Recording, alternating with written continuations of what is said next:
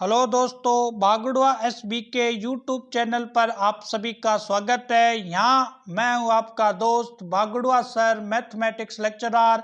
यहाँ हम लगातार रीट 62,000 इसके लिए ऑल कंपटीशन एग्जाम के लिए साइंस का कंटेंट अपलोड कर रहे हैं। आज जो हमारा टॉपिक रहेगा वो रहेगा structure of living organisms, Sanjeev की संरचना के बारे में बात करेंगे। इस टॉपिक में मैं आपके साथ बात करूंगा कोशिका क्या होती है, कोशिका का सिद्धांत किसने दिया था, कोशिका का पार्ट कौन कौन से हैं, कोशिका के बारे में सबसे पहले किसने बोला था, जीवित कोशिका किसने देखी, मृत कोशिका किसने देखी। इसके अलावा तमाम उदाहरण देखेंगे और उसके बाद मैं इस वीडियो को फिनिश करूंगा।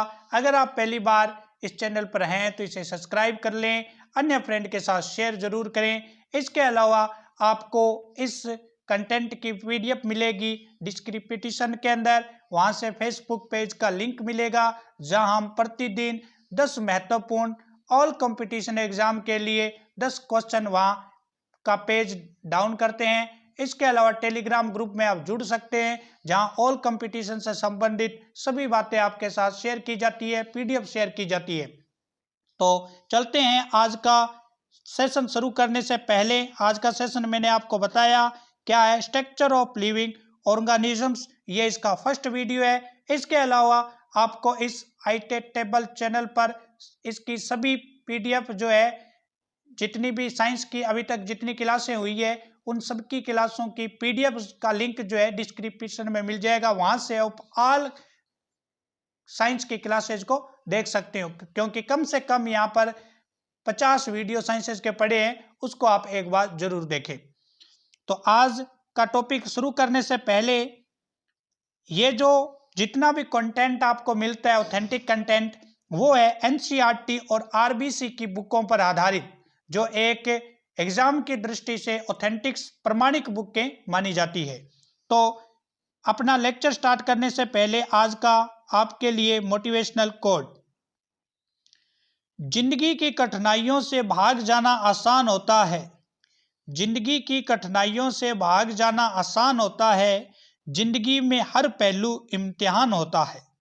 डरने वालों को नहीं मिलता है कुछ जिंदगी में, डरने वालों को नहीं मिलता है कुछ जिंदगी में, लड़ने वालों के कदमों में जहान होता है। करते हैं अपना वीडियो शुरू। तो सबसे पहले हम देखेंगे अपने लेक्चर के अंदर कि बेसिस ऑफ लाइफ, जीवन का आधार किसको माना गया है। तो साइंस की दृष्टि से जीवन का जो आधार है, बेसिस ऑफ लाइफ, वो माना गया सेल को, और सेल को हिंदी में बोलते हैं दोस्तों कोशिका। प्रत्येक जीव का शरीर सूक्ष्म इकाइयों से बना होता है जिन्हें कोशिका इंग्लिश में बोलते हैं सेल्स। तो प्रत्येक जीव का शरीर छोटी छोटी इकाइयों से मिलकर बना होता है, उसको बोलते हैं कोशिका सेल। कोशिका जो है वो जीवों की मुख्य संरचनात्मक और क्रियात्मक इकाई है। और ये क्वेश्चन, तो ये जो स्टेटमेंट है छोटी सी कि कोशिका ही जीवों की मुख्य संरचनात्मक क्रियात्मक इकाई है, ये क्वेश्चन कई बार रिपीट हो चुका है कि जीवों की मुख्य संरचनात्मक और क्रियात्मक इकाई कौन सी है। तो आंसर क्या रहता है, कोशिका। अब देखते हैं दोस्तों कि कोशिका की शुरुआत किस तरह से हुई, सबसे पहले किसने देखी थी। तो 1665 ईस्वी के अंदर एक अंग्रेज वैज्ञानिक था रॉबर्ट हुक, उसने सूक्ष्मदर्शी से कोरक की पतली काट में खाली स्थान या गुहाओं को इसमें से देखा था। मतलब इसका एक प्रयोग था, सूक्ष्मदर्शी के द्वारा इसने एक प्रयोग किया। इस प्रयोग के द्वारा इसने सबसे पहले कोशिका देखी थी, लेकिन मृत कोशिका देखी थी। इसमें भी कंफ्यूजन नहीं होना। अगर कई बार डायरेक्ट क्वेश्चन पूछा जाता है कि कोशिका की खोज किसने की, तो हमारा डेफिनेटली आंसर रहता है कि 1665 में रॉबर्ट हुक ने की थी। लेकिन कई बार क्वेश्चन यूं पूछ लिया जाता है कि सर्वप्रथम जीवित कोशिका किसने देखी, तो इसका आंसर दोस्तों रॉबर्ट हुक नहीं होगा, क्योंकि रॉबर्ट हुक ने सबसे पहले कोशिका जरूर देखी लेकिन मृत कोशिका देखी थी। तो जीवित कोशिका सबसे पहले किसने देखी, तो जीवित कोशिका सबसे पहले दोस्तों 1674 ईस्वी में ल्यूवेन होक के द्वारा देखी गई थी। तो जीवित कोशिका अगर साथ में जुड़ा हुआ कंटेंट मिले तो उसका आंसर रॉबर्ट हुक न होकर क्या होगा, ल्यूवेन होक होगा। इससे संबंधित कोशिका का जो भी विवरण हम देखते हैं, कोशिका से संबंधित जो भी हम अध्ययन करते हैं वो होता है कोशिका विज्ञान, इंग्लिश में बोलते हैं साइटोलॉजी। क्या बोलते हैं दोस्तों, साइटोलॉजी। तो ये दोनों बातें मैंने आपके साथ शेयर की। वे जीव जिनका शरीर केवल एक कोशिका से बना होता है उनको बोलते हैं एक कोशिकीय, और जिनका शरीर एक से अधिक कोशिका से मिलकर बना होता है उनको बोलते हैं बहुकोशिकीय। जिनमें दो या दो से अधिक कोशिका होती है वो बहुकोशिकीय जीव होते हैं, जिनमें एक कोशिका होती है वो एक कोशिकीय होते हैं, जिनमें दो कोशिका होती है वो द्विकोशिकीय जीव होते हैं, और द्वि के बाद सीधा डायरेक्टली किस पर आ जाते हैं, बहुकोशिका पर। तो कई बार ये पूछ लिया जाता है कि निम्न में से कौन से जीव जो है एक कोशिकीय जीव होते हैं। तो एक कोशिकीय जीव की अगर बात करें दोस्तों तो एक इसमें से आता है अमीबा जिसके अंदर एक ही कोशिका होती है, दूसरा आता है क्लेमाइडोमोनास, और तीसरा आता है पिरामीशियम। तीन नाम आपको ध्यान रखने हैं। एक कोशिकीय जीव है ये पिरामीशियम, ये नोट कर सकते हो आप। अमीबा, क्लाइडेमोनास, पिरामीशियम, ये तीनों कैसे जीव हैं, एक कोशिकीय जीव हैं।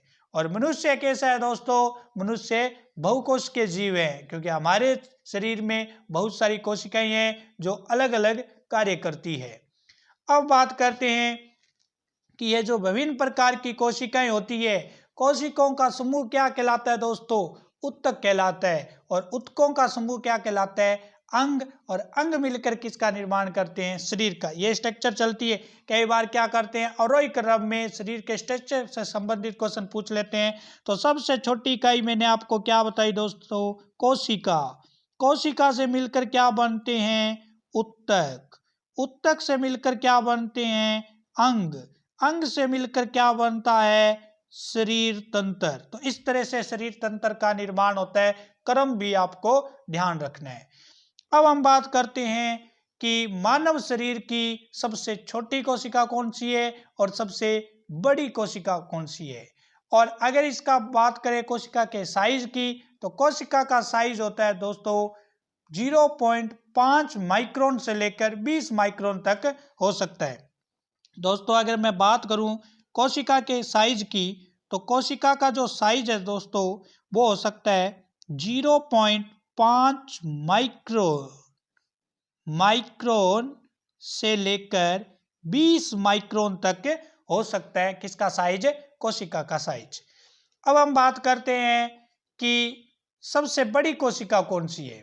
तो सबसे बड़ी कोशिका होती है शुतुरमुर्ग के अंडे की, जिसका व्यास लगभग होता है 100 सेंटीमीटर से 150 सेंटीमीटर। सबसे बड़ी कोशिका कौन सी है, शुतुरमुर्ग के अंडे की कोशिका, जिसका आकार होता है 100 सेंटीमीटर से 150 सेंटीमीटर। और जर्नली कोशिका का व्यास जो होता है 0.5 माइक्रोन से लेकर 20 माइक्रोन के बीच में होता है। तो ये सामान्य इफेक्ट थे कोशिका के बारे में। अब हम चलते हैं cell theory and its expressions, कोशिका सिद्धांत और उसके अपवाद। तो कोशिका सिद्धांत जो आया था 1838-39 के बीच में ये सिद्धांत आया। किसने दिया ये सिद्धांत, ये सिद्धांत दिया जंतु वैज्ञानिक थे थियोडोर सवान, और पादप वैज्ञानिक थे मैथियास स्लीडन्स। इनके नाम भी ध्यान रखने, और नाम के साथ साथ ये भी ध्यान रखने कि वैज्ञानिक किससे संबंधित है, क्योंकि इस पर मैं इतना स्ट्रेस इसलिए दे रहा हूं क्योंकि ये क्वेश्चन आया हुआ है। वहां 4 नाम लिखे हुए थे, लेकिन अब कन्फ्यूजन ये थी कि कौन सा जंतु वैज्ञानिक था, कौन सा पादप वैज्ञानिक था। जंतु वैज्ञानिक कौन सा है दोस्तों, थियोडोर सवान, और पादप वैज्ञानिक कौन सा है, मैथियास स्लीडन। अब आप चाहें तो इसके कोशिका सिद्धांत के मेरे साथ साथ 4-5 जो मुख्य पॉइंट है वो आप नोट कर सकते हैं। तो सबसे पहली बात है कि इस सिद्धांत के मुख्य पॉइंट्स कौन से हैं।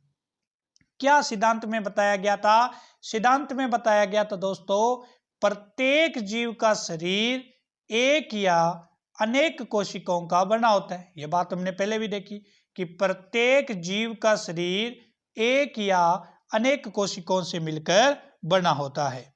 दूसरा, इस सिद्धांत में क्या बोला गया है कि कोशिका सभी जैव क्रियाओं की मूलभूत इकाई है। कोशिका जो है वो सभी जैव क्रियाओं की मूलभूत इकाई है। जीवों में होने वाली समस्त क्रियाएं जीवों में होने वाली समस्त क्रियाएं कोशिका के अंदर ही होती है। उसके बाद इसकी और प्रॉपर्टी अगर देखें सिद्धांत की, तो कोशिका आनुवंशिकी की इकाई है, क्योंकि इनके केंद्रक में आनुवंशिकीय पदार्थ होता है। ये जो सिद्धांत है वो ये कहता है कि कोशिका ही आनुवंशिकी की क्या है, इकाई। वैसे हम साइंस में देखते हैं कि कोशिका की जो आनुवंशिकीय इकाई है जीन्स है, लेकिन इस सिद्धांत के थ्रू अगर देखें तो कोशिका की आनुवंशिकीय इकाई कौन सी है, कोशिका ही है। क्योंकि ये क्वेश्चन भी आया हुआ है, वहां यही तो लिखा हुआ था कि निम्न में से कोशिका सिद्धांत के बारे में कौन सा कथन असत्य है, और वहां यह लिख दिया गया कि कोशिका की जो इसकी आनुवंशिकीय इकाई है शरीर की वो जीन्स थी। लेकिन इस सिद्धांत में जीन्स का नाम नहीं है। इस सिद्धांत में यह बोला गया है कि आनुवंशिकी की जो इकाई है वो कौन है, कोशिका है। तो इसको भी आप ध्यान रखें। नेक्स्ट इफेक्ट देखते हैं इसका कि नई कोशिकाएं पूर्ववर्ती कोशिका से मिलकर ही बनती है। तो ये 4 इफेक्ट थे इसके कोशिका सिद्धांत 1838-39 में दिया गया। लेकिन दोस्तों इस सिद्धांत के कुछ अपवाद भी थे जहां ये काम नहीं करता। कौन से अपवाद है नोट कर सकते हो जो इस सिद्धांत के लिए बेनिफिशियल नहीं है, इसको अपवाद घोषित करते हैं। जैसे जैसे आधुनिक खोज होती गई, जैसे बात करें वायरस की, विषाणु की, विषाणु जो होता है उसकी कोशिका रचनाएं होती नहीं है। यहाँ तो कोशिका सिद्धांत में यह बोला गया है दोस्तों कि प्रत्येक जीव का निर्माण कोशिका से मिलकर बनता है, जबकि विषाणु इसका अपवाद है, क्योंकि इसके अंदर कोशिका होती नहीं। तो कोशिका नहीं होती तो यह कोशिका सिद्धांत का क्या है, अपवाद। इसके अलावा बात करें नील हरे शैवाल है, जीवाणु है, ये भी इस सिद्धांत के क्या अपवाद। तो आपको क्या ध्यान रखना है, एक तो वायरस, एक जीवाणु, एक नील हरित शैवाल, ये सारे इसके क्या है, इस कोशिका सिद्धांत के अपवाद में काउंटिंग होते हैं, क्योंकि इनमें कोशिकाएं नहीं होती है। और यहाँ बोला गया है कि प्रत्येक जीव का निर्माण कोशिका से ही बना होता है। नेक्स्ट देखते हैं। उसके बाद है दोस्तों हमारा टॉपिक स्ट्रक्चर ऑफ सेल। कोशिका की स्ट्रक्चर क्या होती है इसके बारे में हम देखेंगे। तो देखते हैं स्ट्रक्चर ऑफ सेल के बारे में दोस्तों। तो स्ट्रक्चर में कोशिका की देखें तो कोशिका की स्ट्रक्चर में बहुत सारे एलिमेंट शामिल होते हैं, क्योंकि हम जब कोशिका द्रव्य पढ़ेंगे तो उसमें बारी बारी प्रत्येक का विवरण लेंगे कि किसमें कौन से एलिमेंट होते हैं। लेकिन ये आपको ध्यान रखना है कि कोशिका का सूक्ष्मदर्शी से अध्ययन करने पर पाया गया कि ये एक यूकेरियोटिक कोशिकाएं हैं। जब इसका सूक्ष्मदर्शी से अध्ययन किया गया तो ये पाया गया कि ये किस प्रकार का है, यूकेरियोटिक। अब दिमाग में आ रहा होगा कि ये यूकेरियोटिक क्या होता है। तो 2 प्रकार का वर्गीकरण होता है दोस्तों, एक यूकेरियोटिक होता है, एक प्रोकैरियोटिक होता है। यूकेरियोटिक का मतलब होता है वो कोशिका जिसके अंदर केंद्रक का कोशिकांग है वो विकसित हो सकता मतलब होता है, और प्रोकैरियोटिक वो होता है जिसमें कोशिकांग जो केंद्रक कोशिकांग है वो नहीं होता है।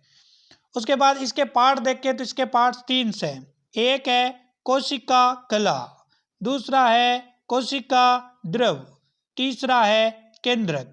ये 3 भाग होते हैं किसके, कोशिका की संरचना में, स्ट्रक्चर ऑफ सेल्स। एक एक के बारे में हम चर्चा करेंगे कि तीनों के कितने भाग है, किसमें क्या है। आज मैं पहला भाग आपके साथ शेयर करूंगा, कोशिका कला। इसके अलावा जितने भी भाग है वो हम नेक्स्ट वीडियो के अंदर देखेंगे। तो सबसे पहले देखते हैं हम कोशिका कला के बारे में, मेंबर्स ब्रेन के बारे में। तो सबसे पहले देखिए कोशिका कला जो है, सेल्स मेम्ब्रेन्स के बारे में देखेंगे सबसे पहले। तो ये होता क्या है, सबसे पहले तो ये देखते हैं। कोशिका कला कोशिका के जीव द्रव्य का सबसे भारी सजीव आवरण होता है। तो कोशिका कला जो है वो ये जो कोशिका होती है इसका बाहर का जो भी आवरण है जो इसकी सुरक्षा करता है ये होती है कोशिका कला, बाहर वाला आवरण। इसके अलावा देखें तो इसका जो साइज देखें तो इसका साइज होता है दोस्तों 75 से लेकर 105, 75 से लेकर 105 एंगस्ट्रॉन्ग। क्योंकि ये एंगस्ट्रॉन्ग जो है दोस्तों ये साइंस के अंदर एलिमेंट के लिए आता है। एक एंगस्ट्रॉन्ग बराबर होता है 10 की घात -10 मीटर। तो एंगस्ट्रॉन्ग में आपको इसको ध्यान रखना है, मोटाई किसकी, कोशिका कला की। इसके अलावा कोशिका कला की बात करें तो ये त्रिस्तरीय आवरण होता है और इसके अलावा ये प्रोटीन और फास्फोलिपिड अणुओं से मिलकर बना होता है। आवरण कैसा होता है, त्रिस्तरीय। किससे मिलकर बनता है, प्रोटीन व फास्फोलिपिड से मिलकर बनता है। कोशिका कला कोशिका में प्रवेश करने वाले व बाहर जाने वाले पदार्थों पर नियंत्रण रखती है। अगर पूछा जाए कि निम्न में से कौन नियंत्रण करता है कि कोई पदार्थ कोशिका के अंदर आएगा या कोई पदार्थ कोशिका से बाहर जाएगा, तो इसका नियंत्रण कौन करता है, कोशिका कला करती है दोस्तों। कोशिका कला ही आदेश देती है कि आप आइए और आप जाइए। आने का और जाने का बंदोबस्त जो कोशिका के अंदर करना है वो किसको करना है, कोशिका कला को करना है। इसलिए कोशिका कला को चयनात्मक पारगम्य झिल्ली भी कहते हैं। तो यहाँ कई बार क्या करता है एग्जामिनर, नाम परिवर्तित कर देता है। चयनात्मक पारगम्य झिल्ली को ही क्या बोलते हैं, कोशिका कला बोलते हैं। इसके अतिरिक्त कोशिका झिल्ली जंतु कोशिका को निश्चित आकृति प्रदान करती है तथा जीव द्रव्य की सुरक्षा भी करती है। यह जो कोशिका झिल्ली होती है वो जंतु कोशिका को निश्चित आकृति प्रदान करती है और जीव द्रव्य की सुरक्षा भी करती है।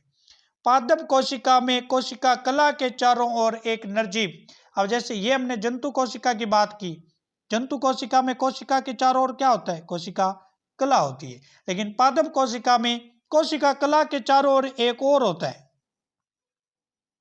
कोशिका कला के चारों ओर भी एक झिल्ली और होती है जिसको बोलते हैं कोशिका भित्ति, जो ओनली फॉर पादप कोशिका में होती है, जंतु कोशिका में नहीं होती है। अब सवाल आता है कि ये कोशिका भित्ति जो है वो किससे बनकर बनती है। तो कोशिका भित्ति की अगर मैं बात करूं दोस्तों तो आपको ध्यान रखना है कि कोशिका भित्ति जो है वो सेल्यूलोज से मिलकर बनती है, एक तो सेल्यूलोज। इसके अलावा बात करें फास्फोलिपिड, फास्फोलिपिड, इसके अलावा हेमीसेल्यूलोज, हेमीसेल्यूलोज, पैक्टिन, इन 4 एलिमेंट इसमें होते हैं। और ये क्वेश्चन भी रिपीट हो चुका है दोस्तों कि कोशिका भित्ति में निम्न में से कौन सा भाग शामिल नहीं होता।